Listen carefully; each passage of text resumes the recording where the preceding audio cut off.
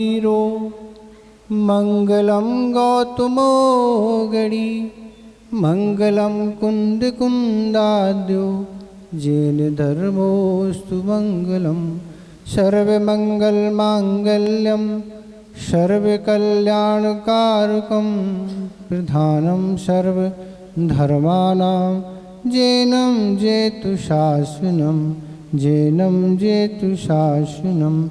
देवादिदेव 1008 श्री पारसनाथ भगवान की, परम पूज्य आचार्य गुरुदेव श्री विद्यासागर महाराज की, मुनि श्री विमल सागर महाराज की, 3 कम नौकड़ महाराजों की। मुनि श्री अनंत सागर जी महाराज की जय, समस्त मुनि संघ की जय। गुरुदेव ने पुण्य और पाप के संचय के विषय को लेकर एक बात कही थी कि जितना व्यक्ति को पाप का बंध भोगने में नहीं होता है, जितना कि विचार करने में होता है।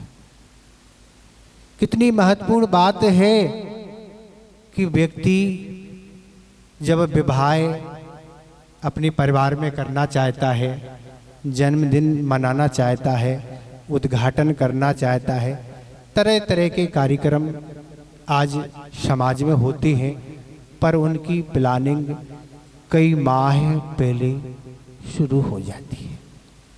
विवाह की भी डेट भी नहीं है, पर डेट आने के पहले ही जहाँ भी आना जाना होता है, जहाँ भी इस तरह की चर्चा होती है, उसमें विचार जारी रहता है कि हम किस तरह का कार्यक्रम करेंगे। स्थान के चुनाव में भी काफ़ी समय उसको लग जाता है, क्या क्या सामग्री हमें जुटाना पड़ेगी। खैर अब तो ज़माना बदल गया है, अब सामग्री जुटाने वाली बात नहीं है, अब तो केवल धन की बात है। अभी तक हमें जानकारी नहीं थी, अभी तो मैरिज गार्ड की जानकारी थी कि मैरिज गार्डन में जाने से सारी सुविधा मिलती हैं, पर इंदौर में आने से एक अभी जानकारी हमें मिली कि विवाह आपको किस तरह करना है, क्या सामग्री आपको आवश्यकता है, उसके लिए भी लोग यहाँ रहते हैं जिनको आपको बताना है किस तरह का कार्यक्रम क्या करना है, उसकी भी सारी व्यवस्था आपको मिल जाती है। आपको जाने की कहीं कोई ज़रूरत नहीं, आपके हाथ में अगर धन है तो उस माध्यम से आप साफ कब कर लेते। तो इस आचार्य महाराज ने कहा था कि जितना पाप का बंध भोगने में नहीं होता, जितना कि विचार करने में। जैसी आपकी कई माह कई दिनों पहले तैयारी चल रही है, निरंतर पाप का संचय हो ही रहा है, क्योंकि आपकी सोच ये है कि कितनी अच्छी से अच्छा वह किया जाए जिसमें पेपरों में समाचार चर्चा का विषय बन जाए, लोगों में चर्चा है क्या कार्यक्रम हुआ। पर आचार्य महाराज ने ये भी कहा था कि अगर हम किसी चीज़ की अनुमोदना, पाप कर्म की अनुमोदना कर रहे हैं या प्रेरणा दे रहे हैं, तो वह प्रेरणा देने वाला और अनुमोदना करने वाला भी पाप का भागीदार होता है। आप ऐसे किसी कार्यक्रम आदि में गए और आपने प्रशंसा कर दी, बहुत अच्छा, सब कुछ वाह क्या, तो करने वाला भी पाप का संचय कर रहा है। आचार्य महाराज कहते हैं जिसका विवाह होता है सारा पुण्य उसके मत्थे मड़ जाता है, निमित्त कारण वह बन रहा, और जो आयोजन में भाग लेने वाले हैं, जो पाप प्रवृत्ति में लीन हैं, किस तरह की पाप प्रवृत्तियां होती हैं आप स्वयं समझते हैं। इस विषय को ज़्यादा खोलना उचित नहीं।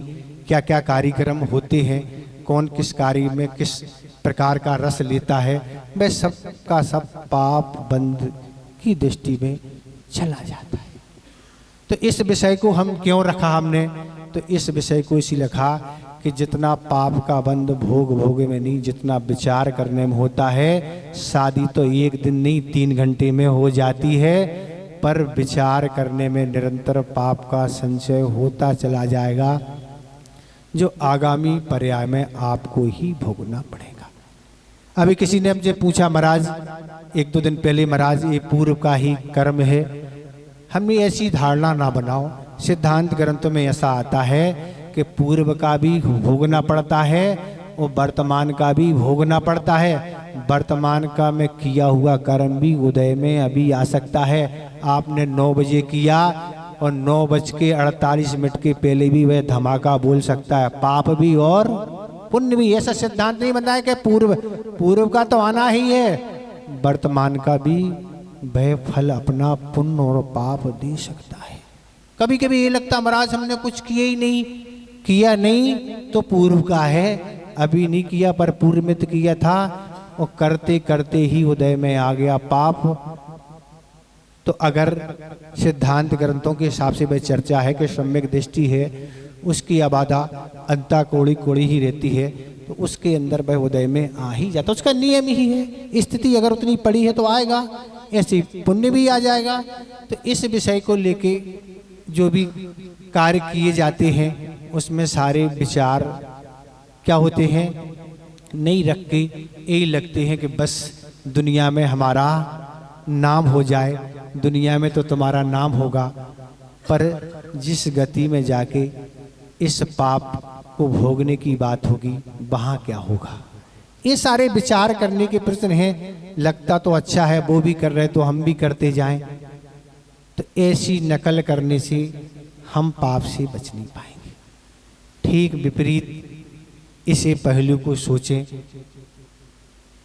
कि जितना पाप का बंध भोगने में नहीं होता जितना विचार करने में, तो ठीक यही हम 78 के लिए कह रहे हैं कि 78 वाले बहुत दिन से लगे हुए हैं। जब हम लोगों का इंदौर प्रवेश हुआ और विजयनगर से हम लोग यहाँ आए थे, यहीं से निकल के आगे तिलक नगर गए हुए थे, तो जब से ये लोग लगे हैं, इनकी भावना थी कि महाराज आपके सानिध्य में विधान हो जाए, कुछ कार्यक्रम हो जाए और हमें तो कुछ मिला के समागम ही जाना है। बड़े आतुर थे, समय समय पर आते रहते थे, अच्छी भावना थी और भावना भी उनकी कल फलीभूत हो गई। तो ठीक जैसा भाई निरंतर पाप का संचय होता है, ऐसे ही भावना करने वाला, धार्मिक काम को करने वाला जैसे ही वह भावना बनाता है, उसको निरंतर पुण्य का संचय होता चला जाए। भली निमित्त बन जाता कि हमारा आना हम लोगों का आना नहीं होता, पर आपने भावना करके उस पुण्य का तो संचय कर ही लिया। लोगों में यही चर्चा रहती, महाराज हमने आज अतिथि संभाग व्रत के लिए हम पड़घाने के लिए खड़े हुए थे और महाराज किसी का आज हार नहीं हुआ तो क्या हुआ। तो आगम का ही वाक्य है, भली आप के यहाँ पड़घान नहीं हुआ, आहार देने का निमित्त नहीं बन पाया, पर आप बिना पुण्य संचय किए नहीं रहे।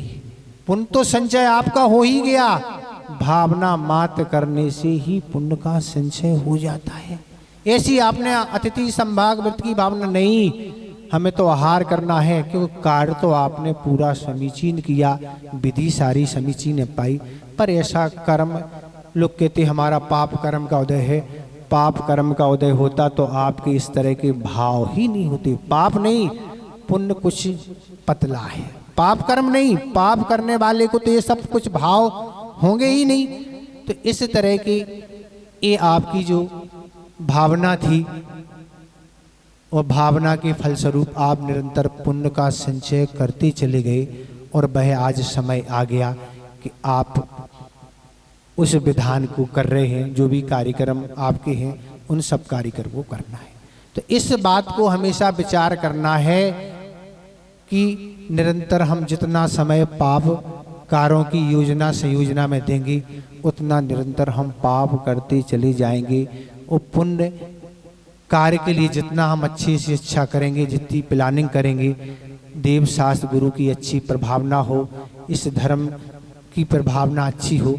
ये प्रभावना तो एक सम्यक दृष्टि का लक्षण है, और प्रभावना अच्छी होनी चाहिए, और प्रभावना के फल स्वरूप ही निरंतर उन मानने वाले देव शास्त्र गुरु के मानने वाले जो सम्यक दृष्टि है, वह निरंतर अपनी विशुद्धि बढ़ाते रहती है। तो इस तरह यह अवसर मिला है, ये अवसर महाराज वो 3-4 दिन का ही मिला। महाराज ने अभी हमसे रास्ते में हम लोग आ रहे थे जब विजयनगर, तो दोपहर में महाराज जी हमसे कहने लगी कि अपन 16 की जगह इनको एक दिन और दे देंगे, हो जाएगा। तो हमने ठीक है कर लेंगे, तो एक आध दिन और आपको बढ़ जाएगा और कम समय में भी व्यक्ति ज़्यादा लाभ ले सकता है। ये आप युक्ति नहीं बनाए कि महाराज 3-4 दिन में क्या होगा। 3-4 दिन में आप बहुत कुछ पुण्य का संचय कर सकते हैं, बहुत विशुद्धि के साथ कार्य करेंगे तो कम कर सकते हैं। आप तो दिनों की बात कर रहे, लोग तो गुरुदेव के घंटों को तरसते हैं, निकल ही जाए आचार्य महाराज तो ही हमारा काम हो गया। तो वही उपयोग करने वाले पे है, समय से कोई कीमत नहीं होती है। लाभ उठाने वाले तो चतुर्मास में भी लाभ नहीं उठा पाते हैं और लाभ उठाने वाले तो घंटों में ही अपना काम कर लेते हैं। ये तो व्यक्ति के विवेक पर आधारित है, युक्ति पर आधारित है। तो आप कम समय में ज़्यादा लाभ ले सकते हैं और आपको अगर ज़्यादा लाभ लेना है तो आप ऐसे विशुद्धि पूर्वक कार्यक्रम से जुड़ें, अपने ऐसे संकल्पों से जुड़ें। ऐसा आज संकल्प बनाएं इन दिनों में कि जो हमारे जीवन में नियम रूप में हो जाएं, जिनको हम पूरे जीवन के लिए उन नियमों को ले लें। अभिषेक पूजन है, भक्ति है, स्वाध्याय है, बहुत सारे कार्य हैं जो आप करके जीवन के लिए आप पुण्य संचय कर सकते हैं। ये मनुष्य पर्याय मिली है तो ये मनुष्य पर्याय केवल भोगों के लिए नहीं है, ये तो आगामी जीवन को सुंदर बनाने के लिए मिली है। तो आगामी सुंदर अगर जीवन बनाना है तो कुछ पुण्य की संचय करने वाले साधनों से जुड़ना होगा, तब जाके वह पुण्य संचय होगा और हमारा आगामी जीवन सुंदर बन पाएगा। नहीं तो पूर्व पुण्य से हमें मनुष्य पर्याय मिली है, जैन कुल मिला है, जैन कुल तो बहुत लोगों मिला है, मनुष्य पर्याय तो बहुत लोगों मिली है, पर जिन्हें मनुष्य कुलाय मिली है, जैन कुल मिला है। और जैन कुल मिलते हुए वह अपने कार्य में लगे हैं, अपने कर्तव्य में लगे हैं, अपने कर्तव्य से विमुख नहीं हैं। जो भी षडावश्यक कार्य हैं, जो भी कर्तव्य हैं, उनमें लगे हैं, वही उस जैन कुल और मनुष्य पर्याय को सार्थक कर रहे हैं। बाकी तो समय कट रहा है। आचार्य महाराज ने यही कहा था कि भैया समय को नहीं काटना है, समय तो कट जाता है। कर्मों को काटना है। मनुष्य पर्याय किस लिए मिली है? पाप कर्म काटने को मिली है और पुण्य संचय के लिए मिली है। समय तो महाराज कट रहा है। आप मोबाइल पकड़ लेंगे तो 4-6 घंटे यूँ समय निकल जाएंगे, सो जाएंगे तो 8 घंटे यूँ निकल जाएंगे, चर्चा में आप व्यस्त हो जाएंगे। 2 घंटे कब हो गए महाराज पता नहीं। आपकी 2.5 घंटे की सामयिक चर्चा में यूँ हो जाती है, पता ही नहीं लगता महाराज 2 घंटे 24 मिनट की आपकी सामयिक हो गई। वह सामयिक पाप कर्म की निद्रा के लिए नहीं रही, न पुंज संचय के लिए रही। वह चर्चा दूसरों की निंदा और भी कथा के लिए ही, जिससे पाप का संचय हो गया। समय आपका बहुत हो रहा है, इतने में आप समझ लें। हम तो ज़्यादा टैबलेट नहीं देते, हम तो भैया एक कैप्सूल में सारी दवाई भर दी, आप ठीक हो जाएंगे। अगर विश्वास के साथ लगे तो उसमें सारी हर प्रकार की दवाई है। लेकिन अपने जीवन को पुण्य से आपको जोड़ना होगा तो आपका आगामी जीवन इतना सुंदर बनेगा। ऐसी आपको वह देव पर्याय मिलेगी, क्योंकि अभी मोक्ष तो हो नहीं सकता है। ऐसी देव पर्याय मिलेगी जहां आप अच्छे से भगवान की भक्ति और पुण्य संचय करके आगामी जीवन में मनुष्य पर्याय धारण करके मुनि बन के हमेशा के सिद्धत पर्याय को प्राप्त कर लेंगे। इतने ही पर्याप्त समझते हैं। अहिंसा परमो धर्म की। और देखिए